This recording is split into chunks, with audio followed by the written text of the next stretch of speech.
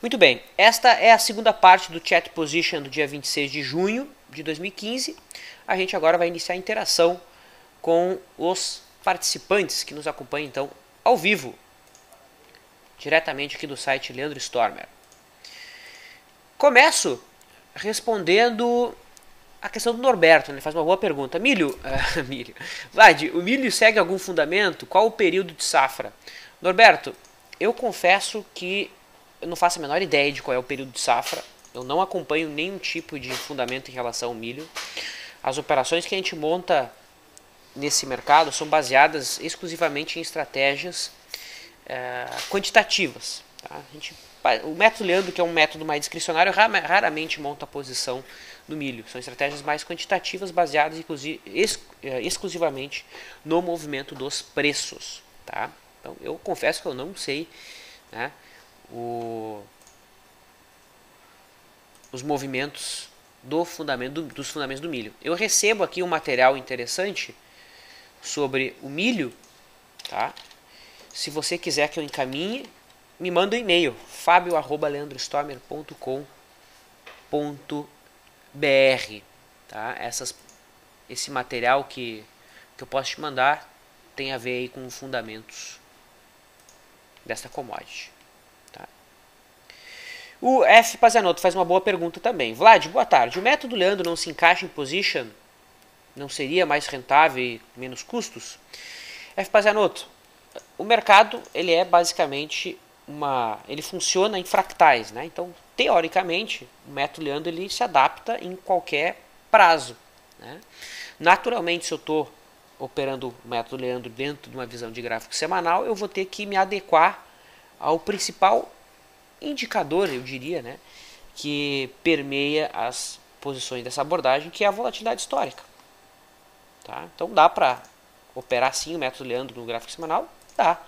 Ele é um método preconizado para ser operado no gráfico diário, no prazo de swing trade, mas é possível sim operar em qualquer prazo, até no gráfico de 1 minuto.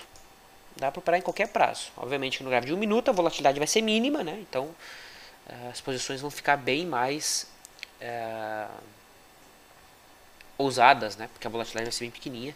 Assim como no gráfico semanal a volatilidade é maior, as posições serão menores e o cara vai precisar de um capital maior para operar, para seguir o mesmo conceito de risco.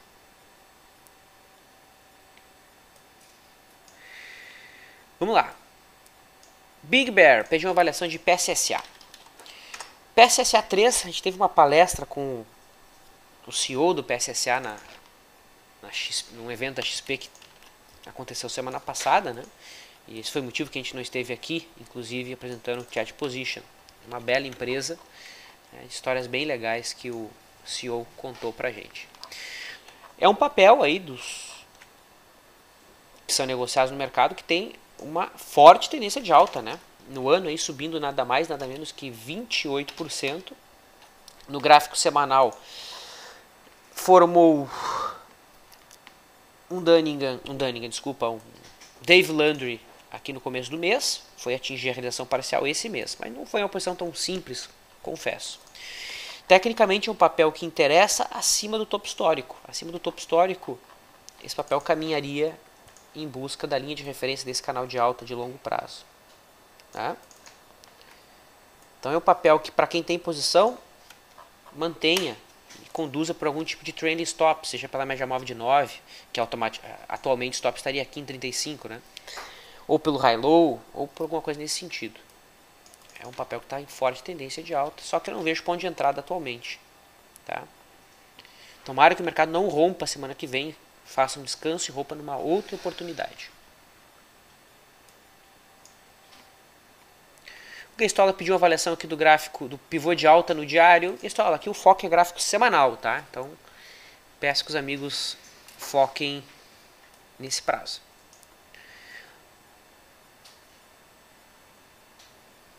Boa noite. Poderia avaliar a BVMF, diz o Orlando? BVMF 3. Então temos aí a BVMF 3 no gráfico semanal. Percebam que ela toca literalmente a média móvel de 20 semanas. Isso aqui vai chamar comprador para a semana que vem. Tá? Então a superação aí dos 11,80 gera trade na ponta de compra. Um outro modelo que gera também entrada na compra semana que vem fica acima de 11,98. Temos aqui uma realização frustrada, a abordagem que é apresentada no método Stormer, certo? Então acima dos 11,80 há uma primeira entrada por ponto contínuo. Quem opera realização frustrada tem uma nova posição acima de 5,98. Tecnicamente o objetivo fica em 12,95. Essa é a resistência de BVMF3. Tá? Que dentro de uma ótica inclusive de prazo maior, tem resistência relevante na faixa dos 14,60 e suporte em 8,85. Então, um grande retângulo aí que o mercado opera. Ambev pede Luciano para a position. Há possibilidade de alcançar a resistência no topo de maio? Obrigado e bom final de semana. Ambev, eu confesso que é um movimento que eu estava descrente. Tá? Confesso que eu estava bem descrente a esse ponto contínuo que foi acionado aqui no dia 8. Se eu não me engano, fui eu que fiz esse chat position. Tá? Até se eu não me engano, eu coloquei que era um ponto contínuo para ser dito não. Eu não operei, não operaria de fato esse sinal. E fui pego com as calças na mão. Né? O mercado foi lá e subiu. Quem ainda não deu espaço para realizar parcial. Né? Mas o mercado fez o movimento, respondeu positivamente a essa compra que aqui aconteceu. Tá? E é verdade, só tem resistência lá em R$20, que é o topo histórico, né? Aqui no gráfico não ajustado. Topo histórico da Ambev. Então a expectativa é positiva. Eu não fiquei confortável com aquele sinal porque era exatamente num ponto em que o mercado tinha estopado muita gente. Gerou uma compra no dia 4, estopou aqui na linha amarela. Era uma compra de topo histórico, né? Houve stop em seguida. Então era uma zona de frustração muito grande aqui para os players. E eu, partindo, não acreditava nesse movimento. O mercado foi lá e fez. Felizmente não acreditei no contrário, né? Não assumi risco apostando em venda, até porque tinha compra, só não assumi o trade na compra. Tá? BRFS3, diz Big Bear. Novamente, já tinha respondido a questão dele, não tinha observado, mas tudo bem. No semanal parece que a congestão fica mais clara do que no diário. Uma compra na superação da máxima dessa semana enquadraria uma compra por rompimento? Qual o percentual de alta para se enquadrar? Essa abordagem, Big Bear, é uma abordagem que a gente utiliza no gráfico diário. Tá? Então eu te sugiro usar essa abordagem de rompimento no gráfico nesse prazo, porque no semanal os rompimentos tendem a ter um stop muito longo. Tá? Então aqui no gráfico semanal, de fato, a gente vê uma longa congestão da Brasil Foods. Ó. A congestão que tem resistência lá na zona do 69. Lembrem, a resistência ela é uma zona, né? Ela não é um ponto X. Então tá aí a resistência. Entre 69, 69,30 e 68. No gráfico diário, a congestão já é menor, né? Já é essa aqui. Tá? Então se tu tiver expertise de operar esse prazo, baixa o prazo operacional e busca no diário. Se você não tem tempo de olhar o diário, vai ter que olhar semana que vem, só que daí o stop vai ficar mais caro.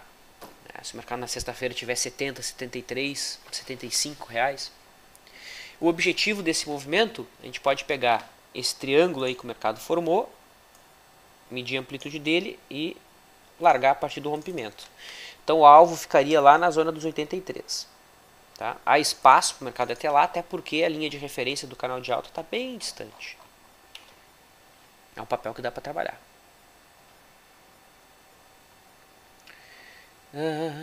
Vamos lá.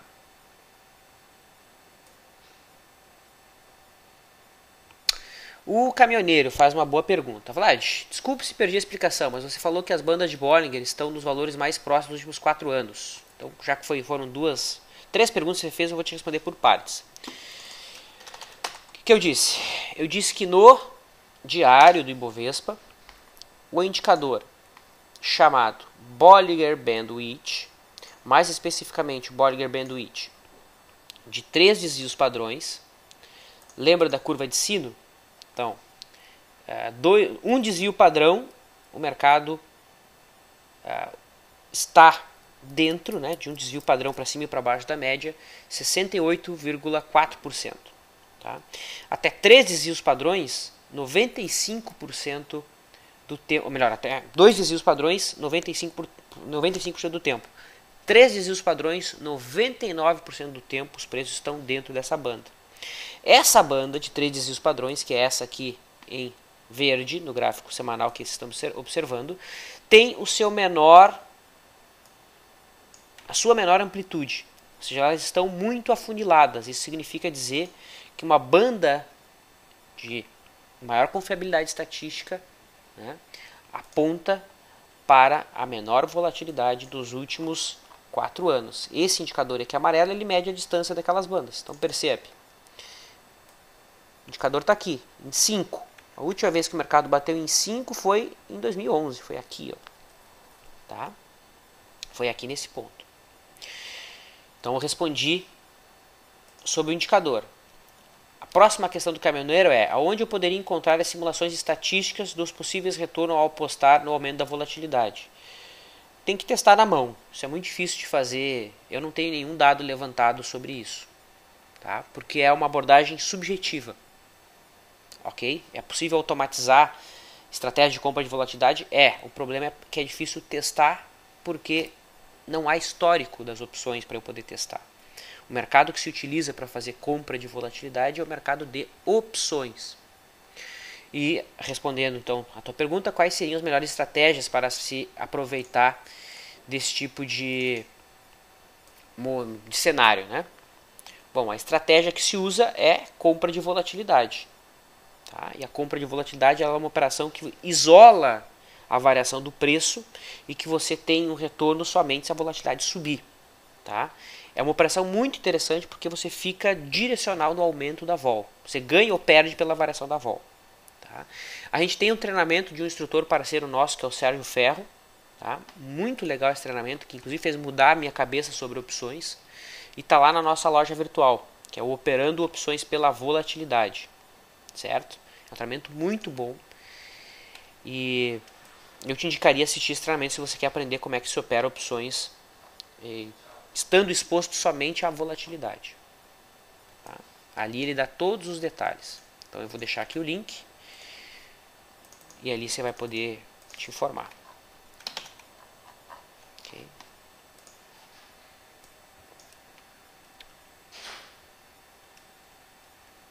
O Rick faz uma boa pergunta em relação a Pomo 4. Vlad, a Marco Polo no semanal fez o 5º movimento desde o topo. Há a possibilidade do movimento de baixo ter acabado.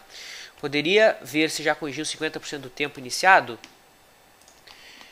Bom, então vamos lá, ver o gráfico de Marco Polo. Ela, como pagou grandes proventos aqui no meio de 2013, eu ajusto o gráfico. Tá? Então eu tenho essa variabilidade aí sem problemas. Muito bem, então percebemos o seguinte, aqui no gráfico semanal da Marco Polo, ela testando ainda um topo anterior, que foi o topo dado por uma cabeça de pivô, né? Isso aqui é um pivôzinho de alta, não fica tão claro no semanal, mas no diário tá limpo aqui, né? A figura. E o mercado testa esse patamar. Então, se é para o mercado manter um viés positivo, esse ponto não deve ser perdido. Por quê? Porque nós tivemos 5 movimentos de alta, que fica mais limpo, ó, novamente no gráfico diário, e que é validado desde que o mercado não negocie aqui na zona da onda 2. Tá? Em relação a essa última perna de alta, o mercado já corrigiu 61,8%, está aqui, ó. Aqui é a retração de 61, aqui é a retração de 76,4. É nesse ponto em que a onda 3 costuma iniciar. Esse é o que dizem os livros americanos sobre ondas de Elliott. Tanto que muitos traders chamam essa zona aqui de buy zone. O próprio John Crane chama essa zona de preço de buy zone. A grande questão é que se a gente botar a média móvel de 21, ela ainda está virada para baixo. A média móvel de 9 virou para baixo há pouco. Então, para quem tem uma abordagem mais objetiva, ainda não existiria ponto de entrada. E no preço, de fato, não há nenhum ponto de entrada. No semanal, no mínimo, a gente teria que ter um candle branco. Tá? Comprar sem um candle branco é chute, é aposta. Ah, vou chutar, acho que vai subir. Aí o cara vai lá e compra. Tá? Então é um papel que se interessa. Em relação à correção de 2009 aí que você colocou, se a gente traça uma retração de Fibo de todo o movimento de alta, não tocou exatamente, né? Vamos botar aqui o gráfico mensal. Ó, a retração de 50% estaria em 1,83. Não tocou exatamente na retração, faltou um pouquinho. Tá?